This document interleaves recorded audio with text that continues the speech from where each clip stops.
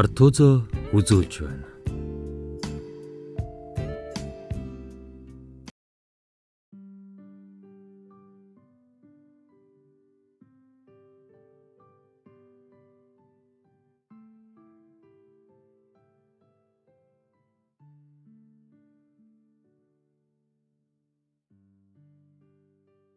Зуны өглөөний хурц нарны туяа нүүрэн дээр тусахад нойроо харамлсандаа буруу харж хөвтлээ.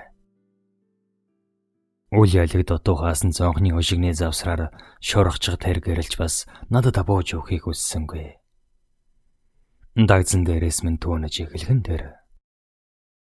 Тарих цаадлаараа салж унчих шахам ягнаж хамаг бийд хүндүр суучгаад хөдлөгдөнгөөгүй болчиход байхад энэ муу нар хүртэл бас юу ч хүлээдэ.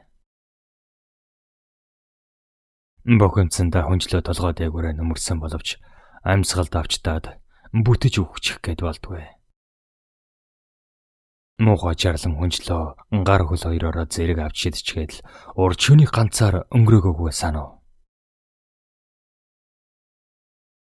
Зөөх минь хэдэргийн хүнд санагдаж байсан учраас нүдэж нээлгүй гараараа тэмтэрлээ. Зөөлөн давнаас өөр юу ч гарт баригдсангүй. Ингээвч бас л нүдэ нээхээс залхууран хөлөөрөө тэмдчихв.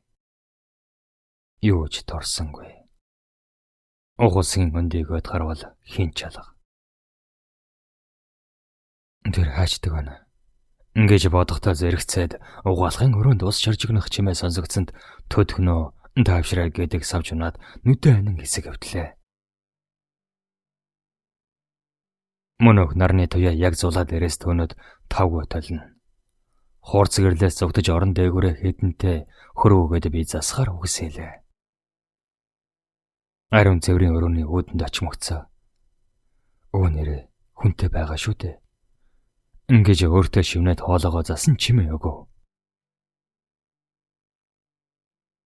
Хаалганы цаана ус шоржигнаас чимээ үл мэдэг дуулдана. Хаалгыг зөөлөнд татвал төгчөөгүй байлаа.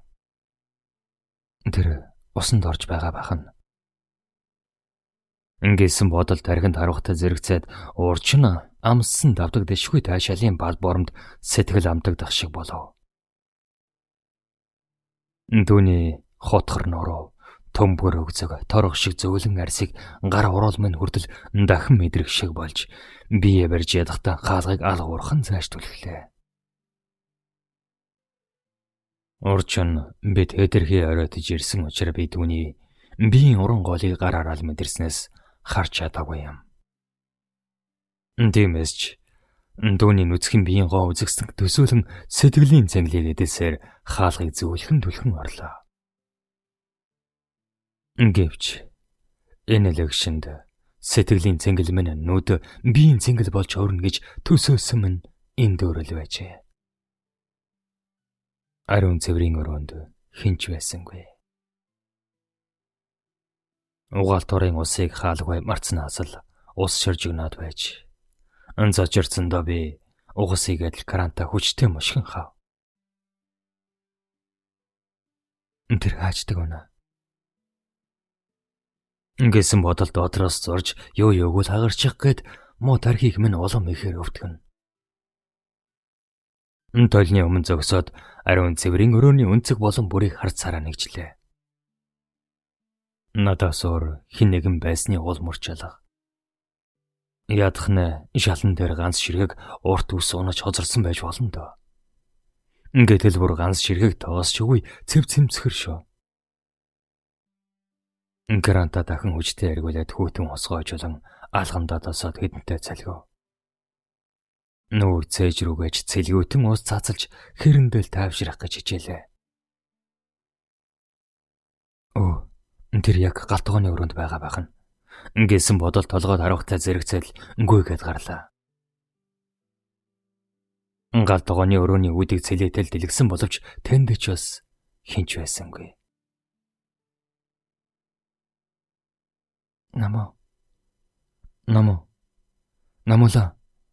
Намуулан инхэмэ хэдэнтэй давтан дуудсан ч хинч хариулсангүй. Өөрөө хийсэн хэсэг үгээд өөдрөгөө зориг мотгохон алглаа. Аалзахнаас үлгүрлөө өнгөж харвал нам болонгийн өчигдөр өмсөж явсан ном ногоон цовч бас алга. Урдаар амьсгаа аваад гутлын 50 руу шагаавал цовтойгоо хослуулж өмсдөг ном ногоон шахаанч алга. Дотор давцтайш тэнхээ мэдэн хашгирмаар болно.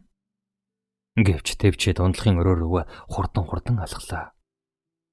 Өрөөнийхөө хаалгыг өшиглэн ороод хэд хоногийн өмнө манад ирмэгцээ ховцсны минь шүгнээ баруун болон төшүүлэн тавьсан бор чамдааныг нь харцаараа гайлаа. Тэр чамдаач бас эзэн шиг орморгүй харилжээ. Дотор давчтаад амьсгалахад бэрэг санагдахад өглөөнөөс хойш ад үзэл байсан өнөө муу нарны цацрага ханд татгаар цонхоо цэлэдэл нэлээ. Хурц гэрэл нүдгээл болоход харц бууруулан далдарсан боловч магадгүй тэр явхаар гарсан боловч явж чадаагүй. Гэсэн бодол толгойд харав. Их зөөдөөс түүнөх хорсолт дээр гэрэлтэй тэнцэлтэн байж цонхоор доош харлаа. Хэд хоногийн өмнө ажилласаа ирэхэд минь мөн өөх бор чамдаанаа хажуудаа тавьчихад хөлөө ачаа сууж байсан модон сандал нь нүдэнд тосов. Тэр сандалч бас миний сэтгэл шиг эзгүүр соцоржээ. Ор ганцаараа орхигдсноо ухаарахад сэтгэл улам давчтана. Амьсгалахын тулд надад агаар хэрэгтэй. Хошиг ойр дэшин яраа цонхооч бас цэл хийдэлтэй лээ. Хошигносоо тас зурсаар хан алжгуулсаар шалан дээрх хоёр хөлөө тэлэн суугаад мух ашгарлаа. Тэр явчихлаа гэж юу? Яаж? Яагаад? Яаж надад баяртай ч гэж хэллгүй явж чадаж байна. Гэсэн зөвөн бодлоод тарих огттон таржлахна. Өмнө дэдний тоонох үед ховцыг минь цэгцтэй гэгчин нэвхэд тавиад тэр нь жижигхэн дөрүүлчин цаасан дээр зурас бижиж үлдээж байсныг санав. Түүнтэй зэрэгтээд үгүй тэр надад баяртай гэж хэлэлгүй явдгүй юм. Явах ч очиргүй. Ингэсэн бодол харуулж ор хөнжлөө өнгөчин зурвасайлаа. Юу ч ялга. Хөнжил цагаан давгаа хол гэгчин шидчихэд өчигдөр өмсөж байсан цамцаа хайлаа. Бас л алга.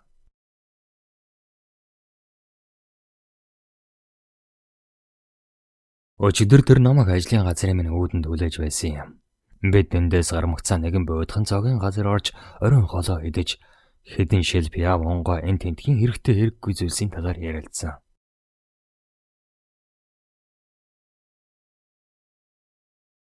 Бид эрэгтэй эмэгтэй хүмүүс эзэж найз байдгүй гэдэг үгийг худлаа гэдгийг баталж 7 жил дотн өгөрлөж байгаа юм.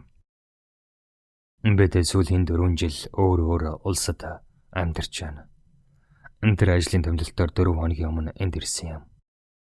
Энд зочид бодол нэлээд өндөр өртөгтэй учраас тэр 7 хоногийн турш манад байрлахаар шийдсэн. Мэдээж 4 жил тогтоо ярилцаж чадаагүй бидний хувьд энэ бол сайхан боломж. Нэг хотод нэг хороололд амьдарч байхдаа өдөр бүр уулзаж яриад байхад л дуустдаг байсан тэр яриа өнөөхөр нь эцэс төгсгөлдөө хүрэх болоогүй хэвээрээ. 4 хоногийн турш хоёр биенээ санснаа гайхаж хол ойрын сэн сайхныг хуужилсан ч бидэнд ярилцах зүйл хэтэрхий их байлаа. Бид зоогийн газарт шөнийн 4 цаг өнгөртөл суугаад гэрлүүгээ зөвөглсөн. Хөлсний тэрэгэн сууж болох байсан боловч хин маань үүнийг хүсээгүй. Тэр миний тохойг халууд өгсөн гараараа орон тэврээд мөрөнд минь нүрэ нагаад аажуухан алхаж байлаа. Бидэнд иймэрхүү үдшүүд олон тохиосон ч энэ удаа урд урдынхаасаа ч огтөөр мэдрэмж буй биег минь эзэмдэж эхэлсэн юм. Халамцсандаа баг зэрэг гуйхад тохоо минь түүний жижигхэн томбор хөгийг шүргэг бүрд хамаг биеэр цаглахаан гүйдэлж ирэлцэн. Өмнө нь би түүний хөхөнд уг нь олон удаа хурж байсан. Огт ингэдэг үл байсан юм. Гэтэл энэ удаа түүний зүрхний цохилт амьсгалах чимээ хүртэл урдынхаасаа огт өөр болж гсэн мэд мэдрэмж төрнө. Уг нь бид хэдхэн шил бияв ганц шил улаан вино уусан юмсан. Тий. Би бас 200 г цагаан арх уусан юм байна. Нам болон хөлөөн солбиж тавин надаас түшиж жоохон алгах зурдаа хэд хэдэн ч удаа тэргүүнээ үл хэлэг дээш өргөн цан гэнтлэнэд алдсан. Тэгэх бүрд амьсгал минь жижигхэн холомгор жигний минь омгийг төөнөн халууцуулж байсныг санаж байна. Тэр уг нь иршүүд эмхтэлтэй. Би түүнийг баг зэрэг бүдүүн хологоор ирээ зэргүй эмх замбрааг үзүүлс ярьж эр хүн шиг хөг хинээд алдахыг нь алддгийг нь сайн мэднэ. Харин ингэж намуухнаар шивнэж цан гэнтэл инээж байсныг нь огт мэдэхгүй юм. Тэр өнөөдөр нэг л бишээ.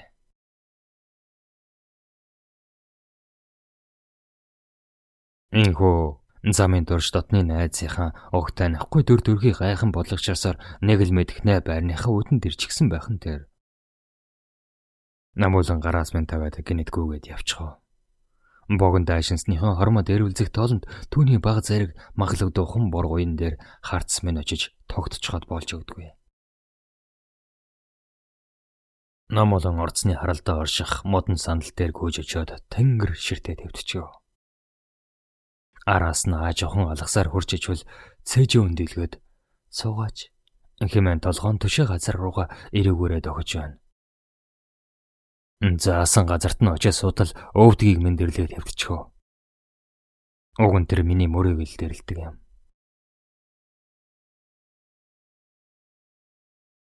Од тоолоод дуу аялаад богинохон буржгар үсэн салхин цэвэлзэл нүрийг нь халахлах бүрд би өөрийн ирэхгүй гараа сонгон арга шилжчихэд байлаа. Намаа гараа сонгохтай зэрэгцэн намуулан үсэн үлээж таарна. Гарааг минь халуун амьсгалаараа төөнчхөө цан гэнтлийнэ талтна. Бөмбөгөнтөл жижигэн инээж байснаа гарыг минь чангаар атгаад хөвлөө дээрээ тавиад санаа алдаж дахиад л дуу айлна. Тэгт нь би жоохон тонгоогоо зогсоо загвь жимэлзэх ягаахан уруулагийн шимэн үнсхийг эрэхгүй хүснэ. Би барьсаа суутал уусан зүйл маань гарахна. Гэвч уусан зүйлээ гарахаас өмнө амжиж түүний бүсгүн биеийн гоо үзэгслэн бүрэн мэдрэх хүсэл дотроос минь хадагчин даржлагна. Цагиртай гадаасны эцэс намолон ухасхийн босоод орц руу гүйлээ. Би ч түүний араас гүйлээ.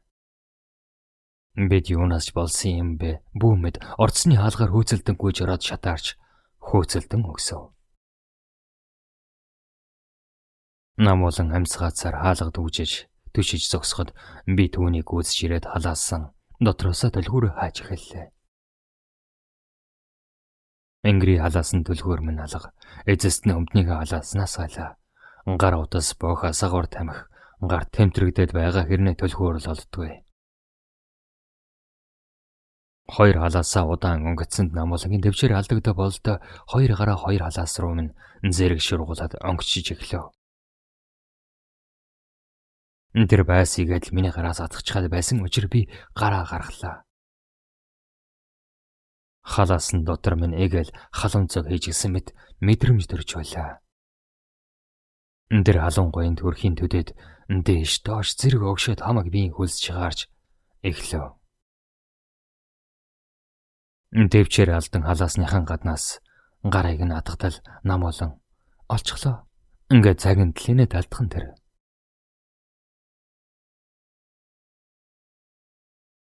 Гар маань жижирч хамаг биений хөлсөж гарчгаад цаашныхаа нүгийг олохгүй хэсэг болов. Эцэс нь төлхөөрөө эв авгүй хэдэнтэй мушгаад хаалгаа хангуулгаж чадаагүй учраас нам болон бас л тусалгаар шийдчихлээ. Тэр хоёр гарыг минь чангаар атгаад баруун тишээ 1 2 ингээд л эргүүллээ. Хаалгач онголоо. Тэгтэл намолон яагийнхын зургүй ар нуруунд дээр хоёр хаалгаа дэлгэн тавиад хүчтэй дэлгэчихв. Огт санаандгүй зогссон би игээтэл годроотод унчихсангүй.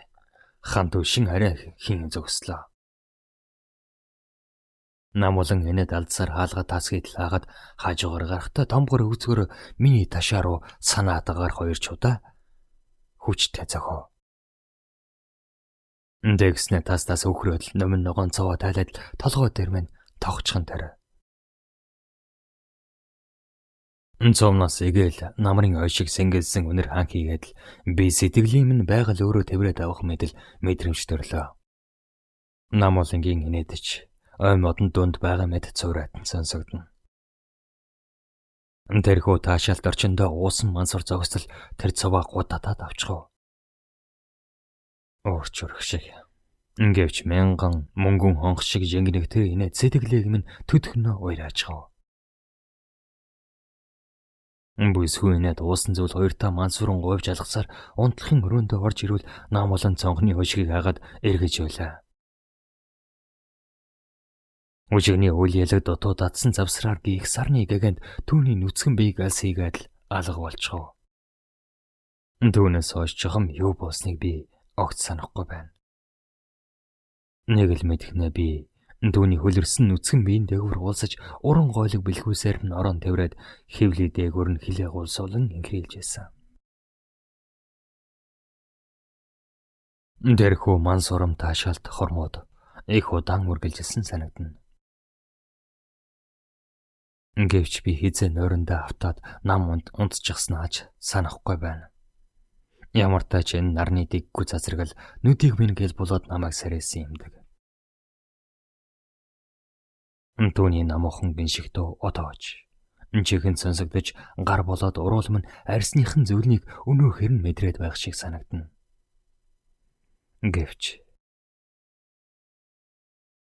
Гэвч тэр энэ далах унтлахын өрөөгөө орон гор нь эргүүлэг шахаж байж гар утсан болоод түүн рүү залглаа. Дуудаад байгаа хэрнээ утсаа авахгүй юм. Тийм гайхамшигтай жаргалыг эдэлчихэд үг хэлгүй ингээд орхичхаж болтгол юм байх та. Ингэж бододоосом хоолоо аргаж дотор зураад асгартал ойлмаар санагдана. Би түүний хувьд зүгээр л ганц шөнийн залуу байсан юм гэж юу. Тэр намайг яаж ингэж шархлуулж чадаж байна.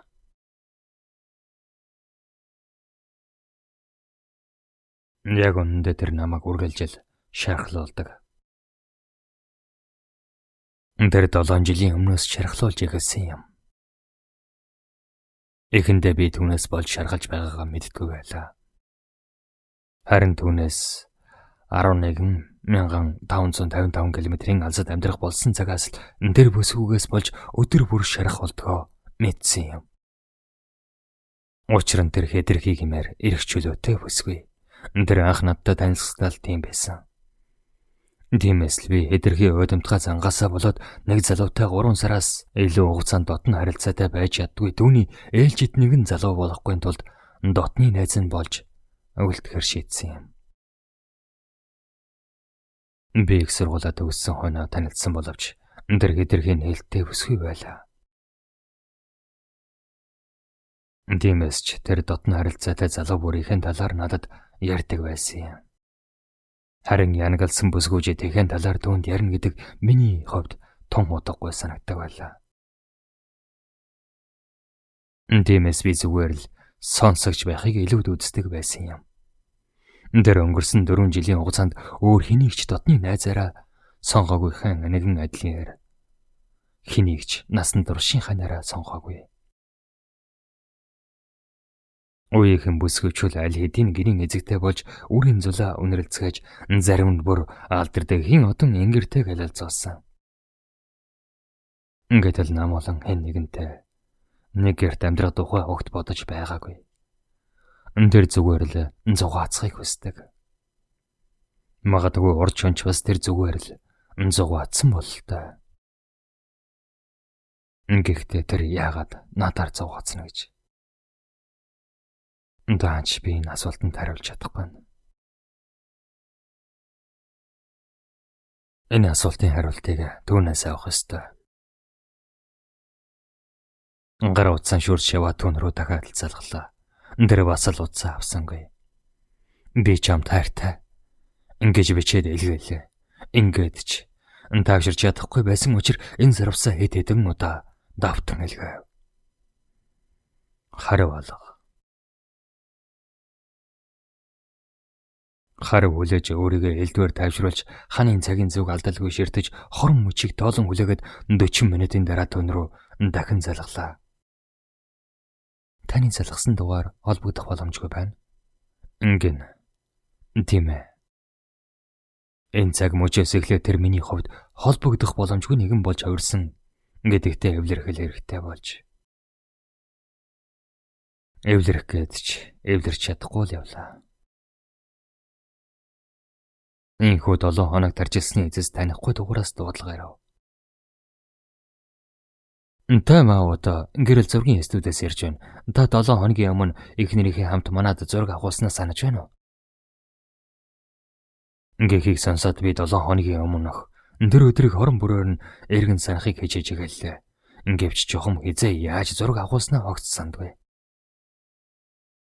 Уучлаарай, би нэг л санахгүй байх чинь. Та шинэ 04 цагийн үед намайг студид хаагаад гарах гэж байтал хурч ирээд эхнэрийнхээ хамт салбирч мөргөж гуйж байгаад хүрэг зураг авахсан. Та хоёр бага зэрэг халамцоо байсан байх л да. Би ч бас марччихсан байж. Өнөөдөр гэргийг чинь манай гадуур өнгөрч явааг хараад л ингээд саналаа. Юу? Миний эхнэрээ? Тэр танаа гадуур өнгөрсөнгөө? Тийм ээ, юу болсон бэ? Тэр үдээд Монголд очихсан байх ёстой та. Үгүй ээ, богинохон буржгар үстэй номоо ногоон цавтай намхан нуруутай туранхаа бисгүй. Тэр яг мөн байсан. Даанч би түүнийг дуудсан боловч сонсоогүй. Ингээд та зургаа ирж авах уу? За, би авъя. Би яарснасаа болоод гэрэл зургийн студийн хаягийг асууга мартснаа гэнэ сансан ч тэр дугаараа нууцлсан байжээ. Дэмэс намуулантай хамт орсон зоогийн газар руугаа зам дагаад алгахаас өөр сонголт үлдсэнгүй. Ингээд битгөө ямар зураг авуулсан юм болоо. Асуултанд хариулт олж амжаагүй байтал гэрээс минь холог байх нь гудамжны нөгөө талд тайм аут фото эстүүлгээсэн хаяг харагдав. Тэр хаягийн ихэнд урсаж буй цагаан дээр суучихсан урт улаан дайчинстай дэгжин хадагтай хөрөг бүхий лого гэлтганаж байлаа. Энэ замаар би 4 жилийн турш ажил руугаа ирж очиж байгаа хэрнээ энэ жижигхэн газрыг яагаад огт анзаардгүй байсан юм болоо. Миний цаг хугацааж бас урсаж байна. Ингээд л намуулан миний цагийн зүүн дээр гიშгчгээд огт хөдлөхгүй 7 жил барьчихжээ. 7 хоногийн өмнө тэр уур мад ууршаад манан мэд сарнаад алга болчихсон. Тэгсэн хэрн цагийн зүүн минь огт хөдлөхгүй юм.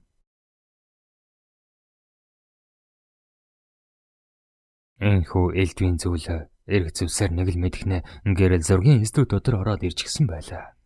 Өрөөний мохорд эрдний хийц бүхий модон ширээний ард хаалцсан толгойтой махлаг ир суугаад ямар нэгэн зүйлийг хийжээнгүй л бичиж байна. Хоолой засан дохио өгсөөр ойртож ичвэл тэрээр над руу тухаар харснаа. Та хүрээд ирвүү. Гэргээ тань төрөх ирсэн. Угаалгасан зураг аваад одоохон гараад ирэх байхаа. Ингээхэн тэр. Жагам юу гэж хэлэх учраач олохгүй танигдсан зөвсөл мөнөө хэрийн арын торгон өшиг сэвгэд л онгогоод номин ногоон зов цагаан бүрх малгайтай намолон энэ далцаар гарч ирэв. Тэр намайг хараад л уруулаа хагас чимээсэн жигтэй хөсч өглөө. Хөдөлгөөнгүй хэсэг ширтэлсний эзэст би хоолоогоо засан харцаа буруулсан түүнийг ингэртэй наан дэвэрч байсан дэрвэлжин цагаан цааснууд алга орхон улсын шаалан дээр унахыг нүднийхэн болонгаар олж харлаа. Тэр зөвсөг юу болохыг харах хүсэж сэтгэл гоогдоод байсан учраас нүднийхэн болонгаар шал руу хялам хийгээд эхлэв. Тэгтэл намболонг өвөр дээрээ суулгаж хаад аз жаргалтай хэнийч бай миний дур зурс ихэн тэр. Лавшруулан харвала бидний тавиралдсан, үнсэлдсэн, ангирилсан, эрхлэгдсэн зургууд шалан дээгүүр хаасаагүй тарсан байлаа. Би энэ зургуудыг жогом хизээ хэрхэн татуулснаа огт санахгүй байгаач намууланг санаж дээрч бүхэл угаалгаж аваад явж байгааг хараад баг зэрэг уйрах сэтгэл төрсөн ч хэдэрхий их гомдох мэдрэмж төрөөд болдгүй. Дэмэс шуудхан л гараад алхачихлаа. Түүнийг араас минь гүйцээд ирээд аргадах болов уу гэж бодсонгүй. Хоёр нүдний минь торлогийг нулимсан туслууд хэрччгээд өмнөх замыг минь бүдгэрүүлээд байсан ч би хурдан алгасаар л байлаа. Тэгтэл хэн нэгэн амьсгаатан гүйж ирээд цогон доогуур минь хоёр гараа оруулан зээжин дээр алгаараа дарж тавраад нүрээ нурунд минь мэгшиж эхлэн тэр. Би түүнийг намуулан мөн гэдгийг зүрхээрээ мэдэрч байсан ч эргэж хараа тавирхээс ч голгоогдом гомдол төрөөд болдгүй.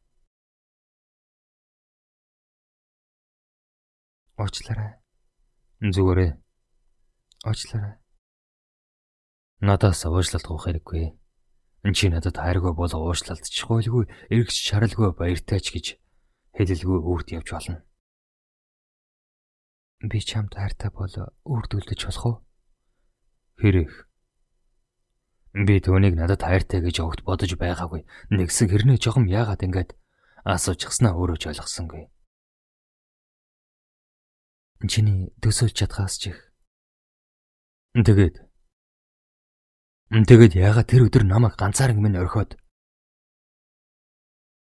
Би хайсан юм аа. Би үнэнтэй нүр тулгаас хайсан. Тэр өглөө намайг ямар харц, ямар харцаа, ямар үс угтах болов гэхээс айж байсан. Чамайг энэ бүхэн зүгээр л архинаас болсон бид ямар ч буруугүй гэж хэлэхгүй гэхээс айсан. Энэ бүхэнд намайг буруутай мэдээр ширтгэс ч найсан. Тэгээд бидний хооронд юу ч болоогүй мэд царайлж урдынх шиг найзрахгүй гэхээс айсан. Би чамд хайртай гэж зурс илгээсэн. Би итгэхгүй байсан юм аа. Одоо тэгээд итгэж байгаа хэрэггүй? Үгүй. Тэгээд яах гээд ирсэн юм бэ? Би өөрийгөө чамд хайртай гэдгийг баттай мэдэх хэрэгтэй байсан юм. Тиймээс л хэсэгэн зургийн завсарлага авч өөрийгөө чагнасан юм. Миний 7 жилийн шаналл чиний 7 хоногийн завсарлагатай тэнцэж байгаа юм гэж юу? Үгүй дээ. Би 7 жил хайрлаж, 7 жил эргэлзэж, 7 хоног завсралсан юм. Намайг хичнээн их шансныг чи мэдхүү. Би бүр өөлж байсан. Чамайг тэгж их шаналгасныхаа төлөө дэргэд чинь үрд үлдэж болох уу? Чи хэн нэгний дэргэд үрд үлдэж чадна гэж юу? Чадна гэдэгтээ итгэл гэж би чамаас явсан юм шүү дээ. Жижигхэн хоёр гараас нь адгаад эргэж харахад тэр дуураг алгануудаараа нүдрөө минь цоо ширтэн нэмсэглэж байлаа. Энэ нүд ингэж нэмсэглэхээр хизээж худал хэлтгийг би сайн мэднэ. 2018 оны 6 сарын 5. Зохиолч Ц. Батуя.